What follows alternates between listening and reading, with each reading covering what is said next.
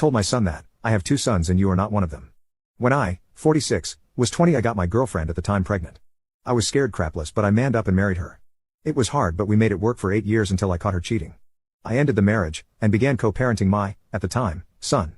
He was my world. My dad wasn't there for me at all so I swore to myself I would be the best father I could. I had my then son every weekend. I was always on time and ready to go. Even though I worked full time and was going to school I made sure he always had my full attention when he was with me. He was my best friend and my son. Even though money was tight we had some amazing adventures. He loved spending time with my family, and even had friends in my neighborhood. I thought we were doing well, until he was around 11. At that point he started to not want to visit me. His mother had a new boyfriend who was well off, and I knew he was taking them on trips and doing fun activities on the weekends so, at first, I didn't make a stink, but about 6 months after they started dating, my son was seeing me maybe one weekend a month. After about 9 months he stopped coming altogether. After 3 months of calling, chasing, and begging, I was getting nowhere.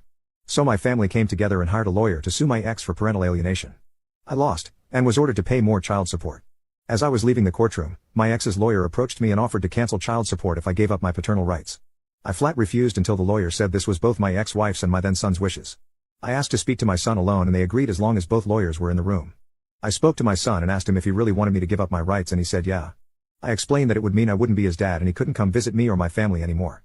He looked me dead in the eyes, like he was asking the time, and said, yeah, so? I was shattered. I asked again, if he really understood what he was saying, and he said yes, he wanted to be ex's boyfriend's son. I signed the papers that day. From that day until 2 days ago he never spoke or contacted me, or any of my family. It literally almost unalived me. I started to drink, and stayed drunk for weeks. Finally, one day, I drank until I passed out and aspirated my own vomit. I would be dead now except the mailman dropped a package addressed to me to my neighbor's house and she saw me convulsing through my window, and called 911. I spent 2 weeks in the hospital with aspiration pneumonia. After that I moved back to my hometown, got a new job, hit the gym, and spent 4 years in intense psychotherapy. I was finally able to let it all go, and move on with my life. About 6 years after my move I met my now wife, and she had an 11-year-old son. I was standoffish with him at first, but that kid was, and is, so amazing that I couldn't help but fall in love with him. The day he turned 18 he asked me to adopt him. His father left when he was 5, never to be seen or heard of again. It was the proudest day of my life. He and his mother turned my life around and gave me a reason for living. Now not only do I have my wonderful adopted son 19 who is currently serving in the Marines, but I also have a son, 4 years, and daughter, 18 meters. My career has also taken off, and I'm doing very well for myself and my family. I am a comeback story. I went from a man no one could love, to a successful father of 3 with a beautiful wife and family. I survived. About 3 weeks ago I get a call at my office. It was my ex-sister-in-law. She informed me that my ex had passed. I simply said, okay, and hung up.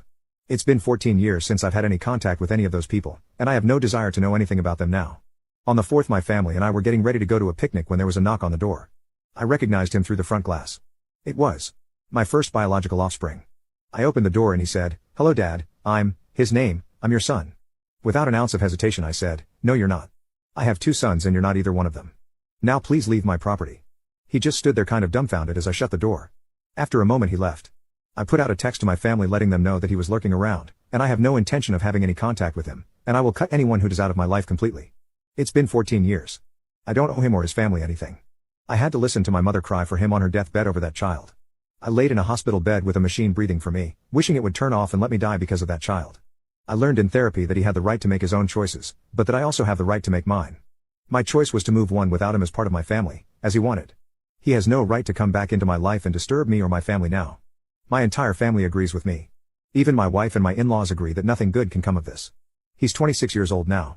If this was some evil plot by his mother and her boyfriend, he's had 8 years to contact me, and didn't. Now that his mother is dead all of a sudden I'm up to bat? I don't care if he was 12 or 200, he made the call, and if you had seen the look in his eyes when he said yeah, so? You would have known like I did that he didn't give a damn about me. So I had to stop giving a damn about him to survive. He doesn't have the right to ambush me on my front porch and act like he's anything to me now. Well, come to find out my sister is the one who has been giving him and my ex-sister-in-law my contact info. My sister, who I love dearly, is inconsolable that I won't give him a chance. Apparently he called her after he came to my house and broke down.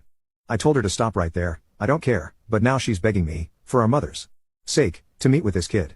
So I ask you, is there anything good that can come out of a meeting with this kid now?